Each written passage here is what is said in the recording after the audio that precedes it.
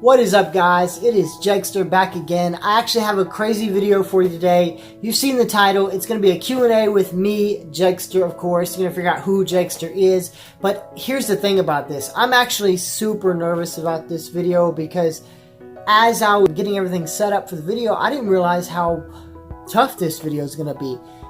Around 50% of these questions in here, these answers I'm going to give you to these questions, I came to a huge realization today that I've never actually voiced these things to anyone. None of my friends, none of my family, nothing. I mean, nobody has heard these things except for one person, and that's God.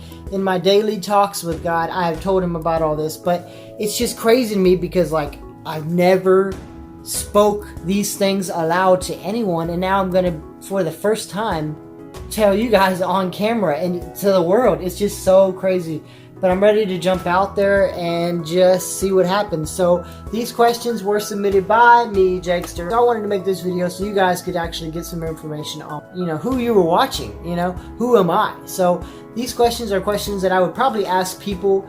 These questions are also questions that are going to bring out a little bit of me and expose myself so that you guys can kind of, see the deeper side. So it's going to get deep about halfway through, so just stay tuned, and if you do enjoy, hit that like button. So let's get into these questions.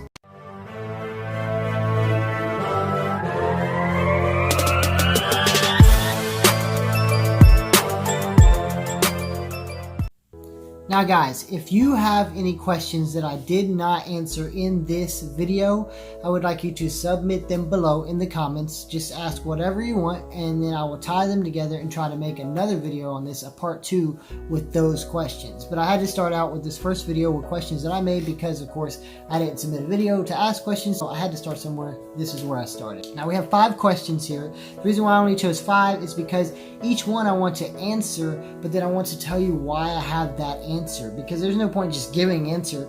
Every one of these answers means something to me, and there's a reason why I've chosen that, and I would like you to know it. So let's get into it with the first question. One other thing I forgot to mention, and that is that I got a new mic, a great new mic that was actually suggested by a lot of other YouTubers. So I decided to try it out and test it out. Through this video, we're going to see how it goes.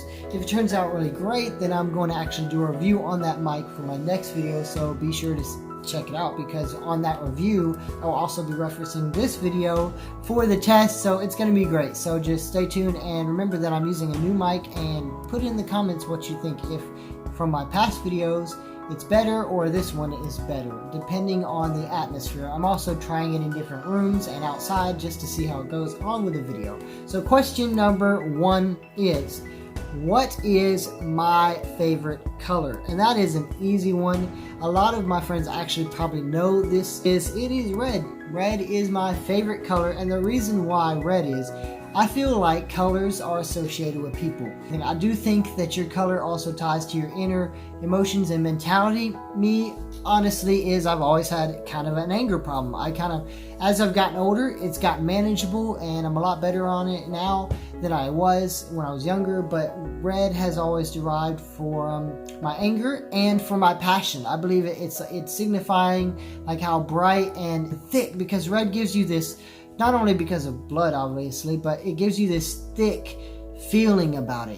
Whether it's anger, whether it's passion, whatever it is, it's so strong and thick. And red has always resembled me in the past. And it's just weird how, like, through life, red has been like the choice and the way I fall in. A lot of my colors are red. Obviously, that's a simple decision. But like things that have happened through my life has always led me up with red and been associated with it. My favorite Ninja Turtle, Raphael, is red. A lot of my favorite superheroes were red. I mean, it's just like the Flash. It's crazy. So red is my color, and it's always been tied to me. I just feel like when I'm around red, it's just natural. I don't know why. It's just weird. Now, like, I have a friend, Michael, which you've seen in some of his videos. He ties to blue a lot, and it's just his natural state of color, and it's so crazy. Even on the game we play, Red Dead Redemption, here's a picture you see of our posse, and that is me, and Michael is to the left, and his wife is above us. She took a picture, and our other friend Logan. But this is our like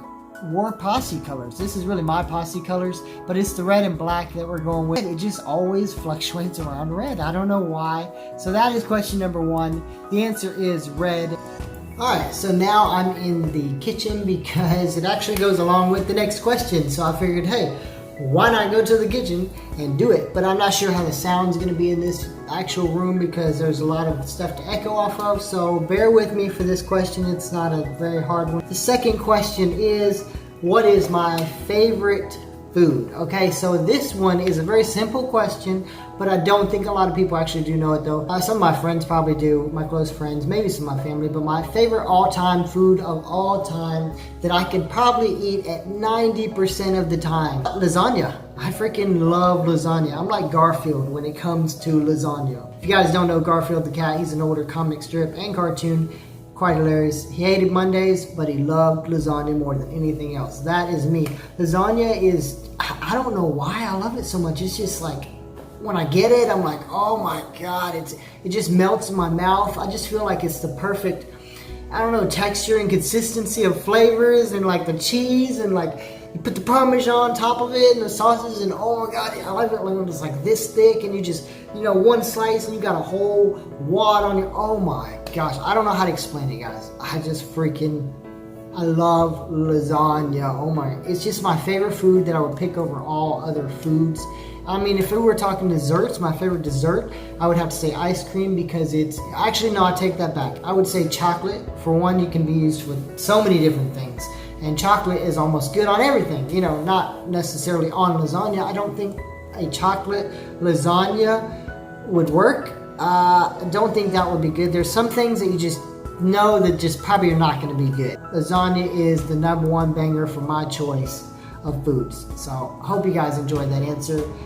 Now we get into the deep stuff. So let's go somewhere where we can get away. How about we go to my secret spot? My secret spot is actually on the roof. It's not even really a secret because once I'm up there, everyone can see me.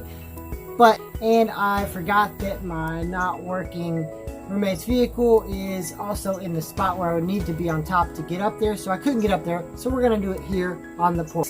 There's wind here and there. It's a good test for the mic. So let's get into this third question. Before I get into this third question, I want you guys to understand that this is probably going to be the hardest question of all for me. This is the deep part. This is the part that nobody knows about, that I've not actually voiced to anyone besides God. I don't know what's going to happen here, so let's just get into it. Let's see what happens. Alright, so this next question is, who is my all-time favorite fictional hero?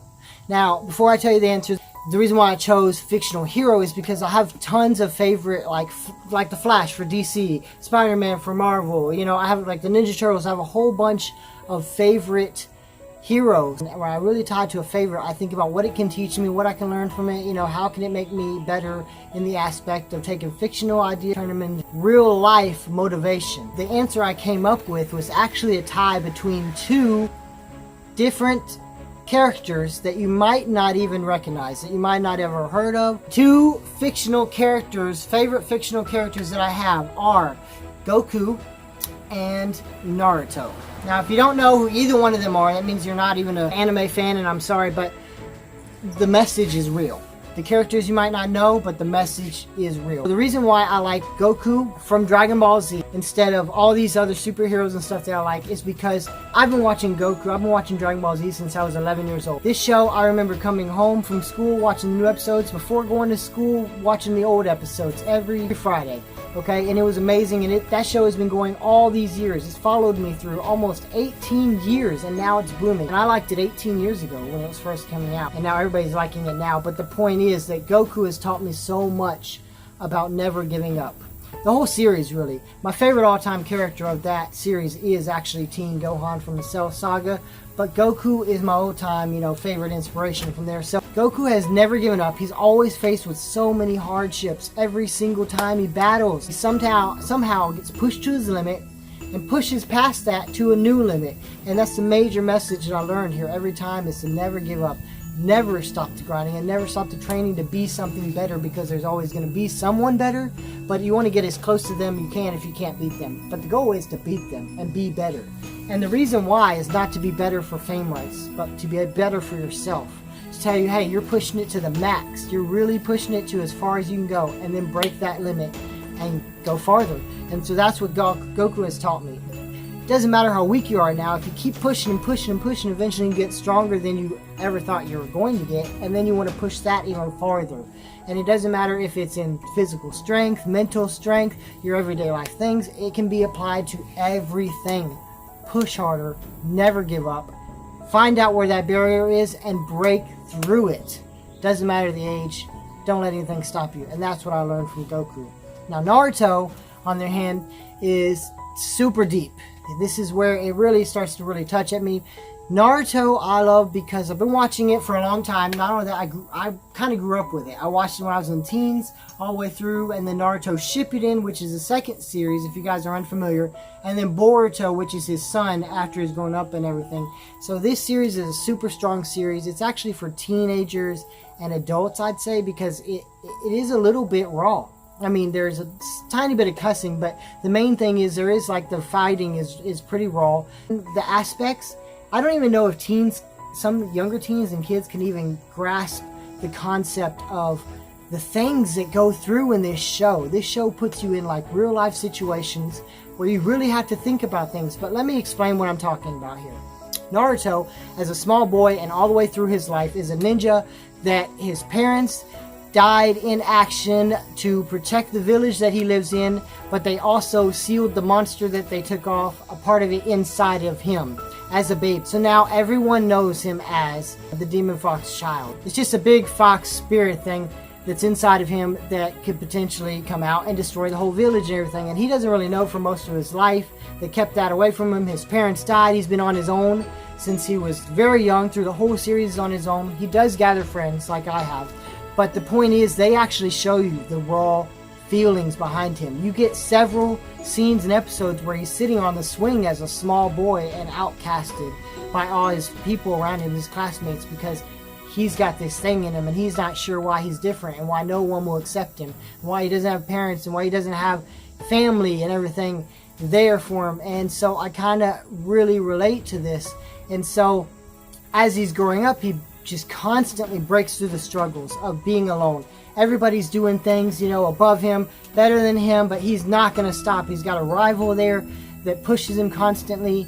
And I would say I'm jealous in that aspect. I kind of wish I had a rival when I was younger to really push me. I got one now. One of my best friends, Michael. It helps me a lot through everything. But like I said, Naruto had a rival through this, and he ended up pushing past all his barriers. But the point is that he was in those worst moments where he was crying, he was by himself, he was alone, when he could have easily given up and decided he was not going to be the Hokage, which is like the village president. I don't know how to describe it, but it's the best ninja. It's the strongest one around and all that. That was his goal. He was going to be the top spot, the biggest spot, no matter if he didn't have family, he didn't have the friends riding for him, no matter what. And the biggest thing about Naruto is he never gave up on people. We went through a lot of the same things. Even though he's fictional, I took real life aspects from it. We grew up alone. No family. I mean, I was sent away, you know, from all these different family members when I was younger, and then eventually ended up here in Tennessee to a group home where I got into the learning of foster homes and everything. And then after that, I dealt with lots of struggles where I caused myself to go back a little bit. And then finally, I've been grinding after all these years, but it's always been alone. Besides the few friends that I have, all I can count under one hand, it's always been me. And I know what it's like to be sitting back and watching all of these family members to having their family moments in the holidays. And I know what it's like to have all these moments with, you know, these special friends that you grew up with most of your life and everything, and feel different, feel separated, feel that you can meet all the columns, but there's one. That's the family aspect of it. That's the aspect of you being able to go home to your family at the end of the day, or call them up or see them or whatever. And sometimes people choose to not include you in their family. I don't know. But the point is that I understand what Naruto is going through. I'm sorry I dragged on with this. This is a very touchy subject for me. Like I said, I've been on my own since I was 8. I've done everything on my own. I've survived on my own besides the help of friends. You know, in the group home when I was in there. I don't have any cares for it now. Like at this point, I'm not worried. Like I've learned how to be on my own. I've learned what it's like to be on my own. But during the teenage years, during the middle 20s years, those were crucial years for me, and very emotional, very stressful. But sometimes you just got to bury that down and get through to the next chapter. And that's where I'm at now. I'm on the uprise now. But I've taken all of that stuff I've learned from that show, from my own experiences, lined them together, and watched how Naruto has come out of it, how he's become a better person, how he's learned to help everyone around him, and that's what I'm doing now. And I've always had that drive to help. I've never really cared about what I want or anything, because my whole life I've been on my own, so it's not like, why does it matter if you have everything if you don't have people around you to share it with? So now I'm more of a, I want to help the world, I want to travel, and I want to change people's lives, change the world, and make it better. It sounds like a huge pipe dream, but I'm going to do it. And I don't really care what anybody else says or anything. I haven't for all these years. Why start now? If I'm stuck here by myself in the end, there won't be anything new to me. So we need to move on, because I dragged this out way too long. And if I'm being honest, this is actually the second take of this video.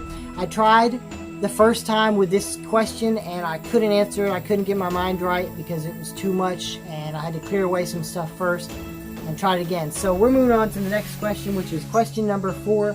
Who is my favorite YouTuber? Right? And the reason why I did not say favorite actor or celebrity or person or whatever is because there's difference. The reason why I chose this YouTuber and chose to pick a favorite YouTuber is because actors are awesome, and I like Dwayne Rock, you know, I freaking love Kevin Hart, Jack Black, all these, Will Smith, he's freaking awesome. I love all these actors, but here's the thing, they're actors in movies, so we know from what their movies are and what we've been able to delve into their personal life, but we don't know them like we know YouTubers, because YouTubers put everything out there most of the time. Most of the time they're transparent. They put the stuff out there. You're seeing their daily life, their daily goals, their daily admirations, and that is real. And so the person that I chose for my favorite YouTuber is Mr. Beast. Now, a lot of you might be saying, oh, we chose Mr. Beast so that, you know, you can use him in the title and all that. I'm actually not going to use him in this. I just wanted to choose him because I admire Mr. Beast in a way that I feel like a lot of people don't admire him. A lot of people think, okay, he's cool, he did something awesome, he's just doing crazy radical stuff, you know, he's a cool kid who got lucky and got all this stuff, or whatever you want to think. I don't know what you think about Mr. Beast, but I know one thing, I think about it for different ways. He gives me motivation because of not what he does and how big of his channel is. He gives me motivation because of who he is and what he has built with his friends around him. What I freaking love about watching Mr. Beast is that this man is genuine. If you look at his videos, yeah, he's in them and he's doing intro and stuff, but really, honestly, this man is out there just enjoying himself. And he's enjoying it with his friends. Most of his friends are in the spotlight for more than he is. It's totally crazy, and I freaking love it because it's like, hey, I can go out, spend, you know, whatever I want to, do a crazy experiment that I've always wondered what this would happen, do it with my friends, have a freaking day in the life, you know, and put it up for others to enjoy, and that's all it is. And I freaking love that about Mr. Beast. Mr. Beast is willing to take it to the next step. He's also not going crazy with the clickbait. He's real on his stuff. He helps ridiculous amounts of people daily, and I mean, like, I'm aspiring to be what he is. See, because he's a genuine dude. I mean, he's out here, he's not trying to take all the fame and all that. Yeah, he wants to do bigger things and become top of the line, but I mean, like, it's not like he's out there for himself. I mean, who else do you see out here with their friends in the spotlight doing all the challenges and everything, and he's putting it on them? I just know that Mr. Beast is someone we should aspire to be because he's doing it for the right reasons. He's turning around, he's helping people, and then he's making life fun and enjoyable with his friends. I mean, how crazy is that? Like, okay, Juke Squad. Juke Squad's another one. Juke Squad does all their stuff with their friends, and that is a freaking dope idea, and that's what I want to grow into. I want to be like Mr. Beast, have all my friends around, we do the videos, we're all living in the fame and the fortune. And what I mean by that, because I don't want to be famous or rich ever, what I mean by fame and fortune is whatever it's called, of us together, you know, the friends, the bond, the friendship of us being able to be financially free and do what we wanted to do and help other people and entertain them at the same time. That is what it means to be rich and famous and true. Not to be out here, everybody knowing your name and everybody seeing your money. Who cares about all that? Who cares about people knowing who you are? The point is, You need to know about other people so that you can help them. You need to know about everybody, but it doesn't matter if they know about you. The more you know, the more you can help. And that's my goal. That's my thought plan. I'm just loving this. I'm loving this. And Mr. Beast is my aspiration. He's the guy that I want to be. He's the guy, not necessarily want to be because I want to be different than him. I'm doing a different path. The mindset, the mentality, the humbleness, the stuff he's got going on is what I want to be having going on in the future for my videos. So I don't know if that was what you wanted to hear. Hopefully that was a good answer. And I'm going to move on to the fifth question. The fifth and final question is, what is my biggest regret? Now, there are people that say you should not have any regrets. And there are people that say, don't think about or dwell on your regrets too much, because you can't change them from your past and everything. But I'm not about that. I'm more about acknowledging my regret, facing it head on, and making it a realization, and then flipping it into an everyday motivation of what I don't want to be or continue. So my biggest regret is not saying or doing the things that I knew were morally right or just right in the moment. Lots of moments actually throughout my life. To give you some example, there have been times, like, I'll give you a prime example. This has been the biggest struggle of my mindset, where even to this day, I'm still unsure of what I should have done in this moment. And when I think back to things like what I'm about to tell you, I don't think back to dwell on them and pity party and all that. I think back to analyze them and figure out what I did and what I could have done if the situation would have been different, what I should have done. I use them as an instructional video in my mind, in my memories. One example I'll give you is when I was in jail and prison. I did 2 years in jail and then 1 year in prison. If you guys want to know more about that, just ask me in the comments. Just say, hey, can you tell us about why did you go to prison? Just ask that. Why did you go to prison? And I'll make a video on that, explaining that and telling you the whole story. But I was, in prison that time, and it's kind of hard because in those moments you have to withdraw and become somebody you might not be. I literally had to see every day people getting, wrongfully jumped, beaten, stabbed. Tons of things that I just felt so morally unjust every day about. And every day I question myself, not to hold myself back, but to give myself the answer to get over this obstacle and to move forward and become stronger. The question, is should I have risked everything and stood up for those people? I might not have known the whole situation, but should I have jumped in, even though I knew it was death? I knew that by doing so, I would be asking to be killed myself. But sometimes I'm like, how do I, move on from that and those mistakes? So the only way to do that is to be better for the future. So now, for me, throughout the day, I'm a manager at my work, and so several times I think, did I do that right? Is that the way that is actually right?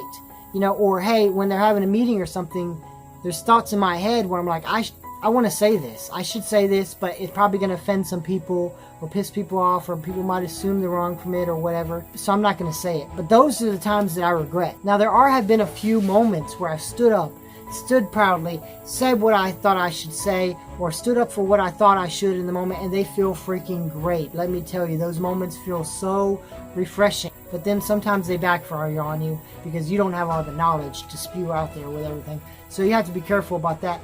But that is my biggest regret, because there have been some super memorable moments in my life where I've watched people get beat up, or I've just seen people get bullied and picked on. And when I say bully, if someone's physically beating on you or something, I'm not going to allow that. I'm not going to allow that no matter what. I'll get my butt kicked for you. I don't care. I can't stand bullies. I don't like that thought pattern. I don't think you should be bullied by anybody or bully anyone in general. But sometimes the line of bullyingness gets kind of faded and you can't really tell, and that's where I struggle at.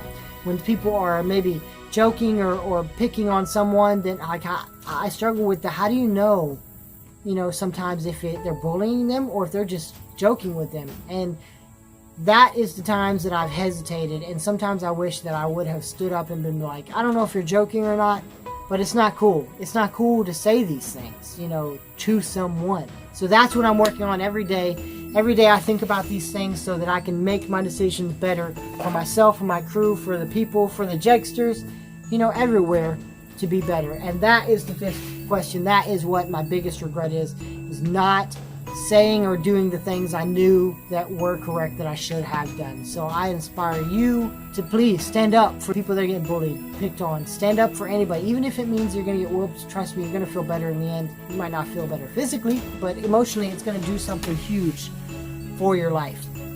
Now guys, if you guys did enjoy this video, please like, that would mean the world to me, and subscribe, because I do come out with videos. I'm down to like 2 videos a week, sometimes 3 now, and it's different content. If you guys did enjoy the questions and the answers I gave, give me a thumbs up for that. If you did not, give me a thumbs down. I mean, I don't want you to lie about it, so if you didn't like the video, hit the thumbs down. It's all good. I'm not here to hate on you for it.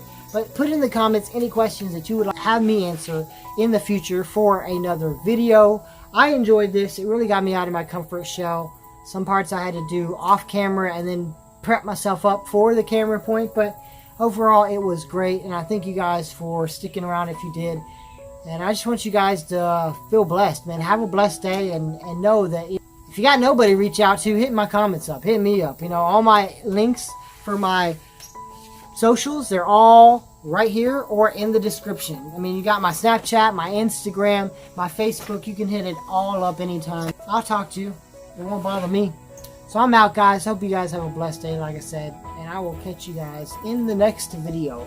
Peace out.